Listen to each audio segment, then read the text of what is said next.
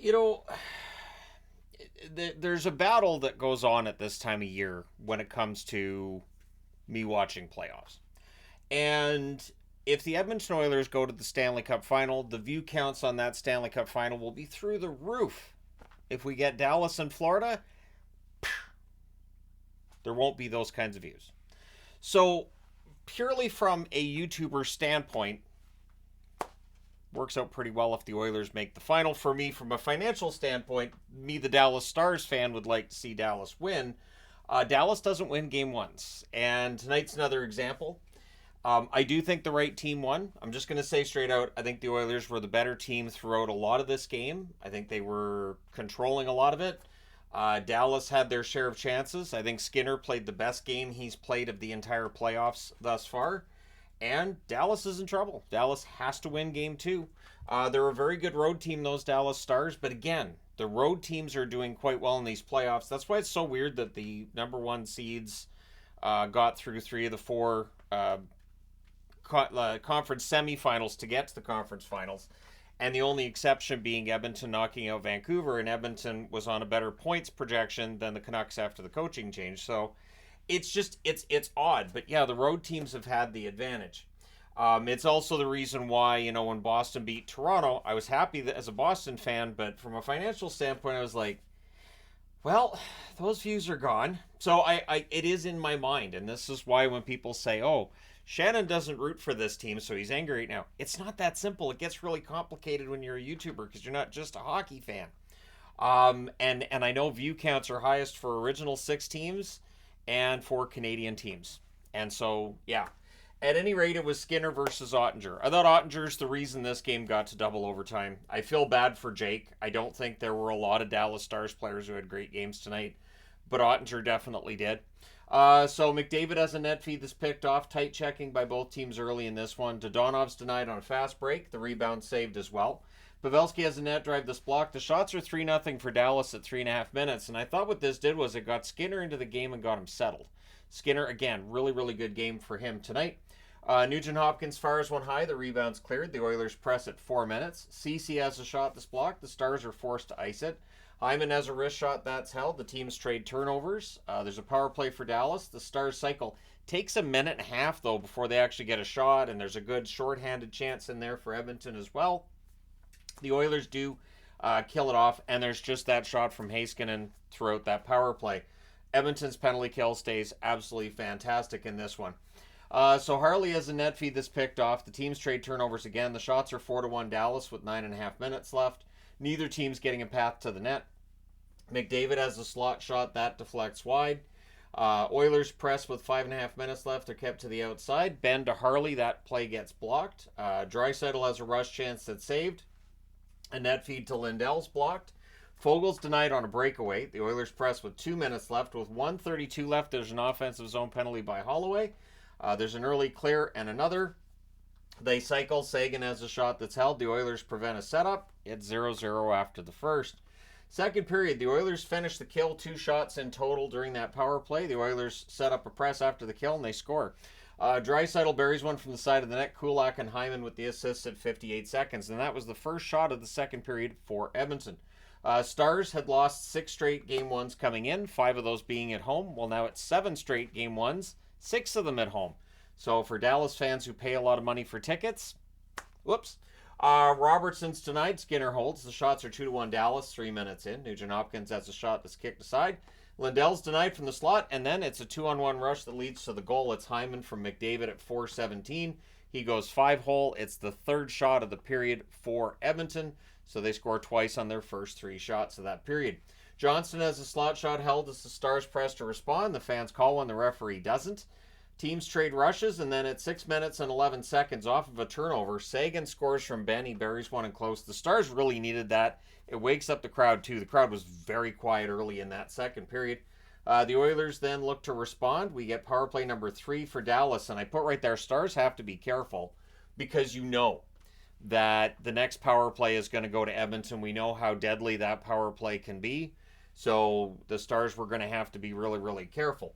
Early clear, and yet again, Stars cycle, another clear. There's a shorthanded chance for McLeod. That gets held. Sagan has a shot that's blocked. It's cleared. Power play's killed off. The Oilers had the best chance during that power play for Dallas.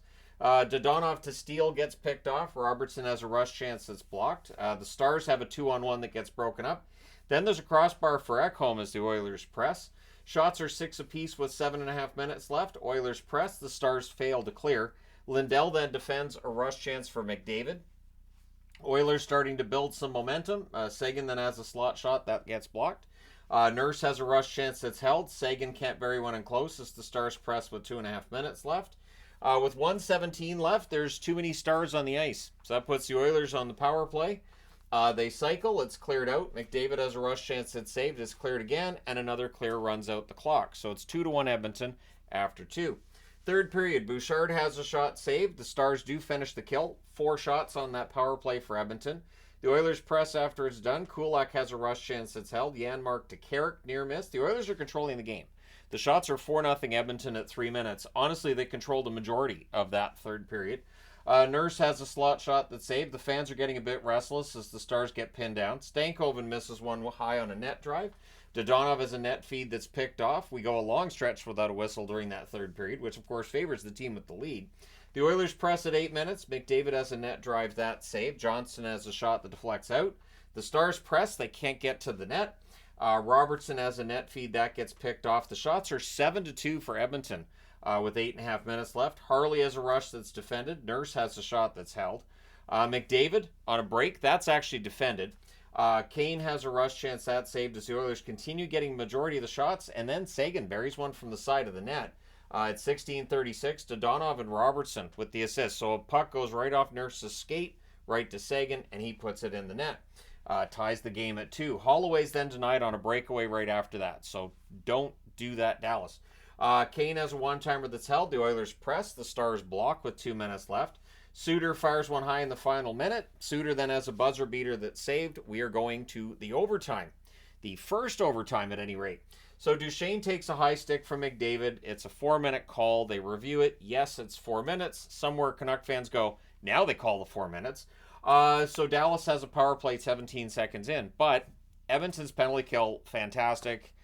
Skinner, excellent. And Dallas, well, there's an early cycle. Ben has a shot that's held. Robertson hits a post. Skinner holds. Then there's another post for Robertson, which means by Draisaitl standards, I guess not good goaltending. He said it in the last series. Heiskanen has a shot that's held. The Stars cycle. It's cleared out. Heiskanen fires one wide. The Oilers clear on a face-off win. There's another clear. We're into the second 2 minutes of that 4-minute power play. Harley fires one wide. It's cleared again. Stars call a timeout with 1 minute left in the power play. It really didn't help. There's more cycling. Robertson has a shot that's saved. It's cleared out. The Oilers kill it off. And then the Oilers press briefly after it comes to an end. Hyman has a rush chance that's held. The Oilers press at 5 minutes. Sagan has a chance that's kicked aside. The Oilers have a 3-on-2 that's broken up. Teams trade rushes. Carrick has a shot that's held. The shots are 6-4 Dallas, 8 minutes into the period. Oilers have a 3-on-2 that's broken up. That's the line I just read. Sagan to Dodonov near miss. Ekholm's denied in close.